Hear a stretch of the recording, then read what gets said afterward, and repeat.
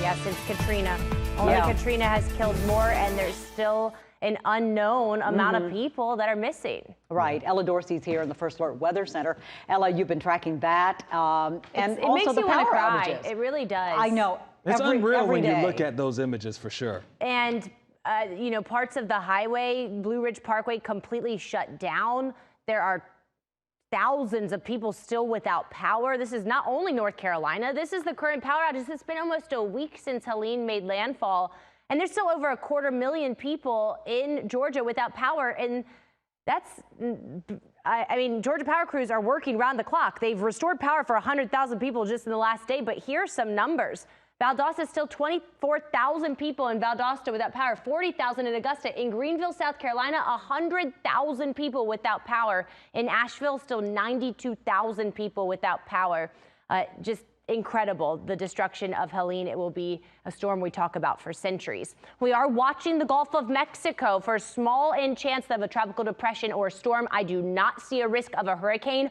We will not be impacted by whatever forms in the Gulf of Mexico. That's the good news. The bad news, South Florida going to get in on a foot, maybe even 15 inches of rain in the next 10 days. So flash flooding will be a high possibility for Florida over the next week and a half. Live look outside. We're under mostly sunny skies, 70 degrees. We're starting to warm up. The air quality today is still considered moderate, but I think it's going to be lower for Atlanta, or worse for Atlanta than it was the last couple of days, because the winds have shifted to coming out of the east. That's going to blow that smoke back towards us. So if you see the smoke or smell it, you're urged to stay inside. High temperatures still reaching the low 80s. Can't rule out a few stray showers this afternoon, mainly down towards Edenton, Lake Oconee, but the rain chance will generally stay pretty low. You can see clouds build overnight, and once again tomorrow morning we can't rule out a few stray showers across West and North Georgia, but today, tomorrow, that's the only real chance for any rain. Tomorrow, clouds will keep temperatures in the upper 70s, and then the clouds clear out.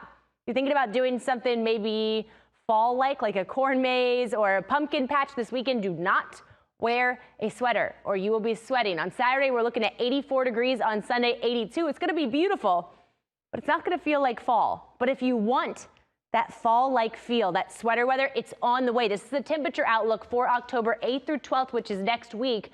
You can see a major cool-off coming for the eastern United States. What does that mean for us here in Georgia? Morning lows will fall into the 40s and low 50s. Here's a snapshot of next Wednesday morning. I'm seeing many areas, Athens, Gainesville, Rome in the upper 40s, most of Metro in the low 50s. That's the coldest air we've felt in quite a while. So sweater weather jacket season is in the 7-day forecast. You know, it's not in the 7-day forecast, a single First Alert weather day, which means quiet weather over the next 7 days. Just a few showers today and tomorrow, then we dry out, we warm for the weekend. That cooler air arrives Tuesday, Wednesday of next week. First Alert meteorologist Rodney Harris is here now. Rodney,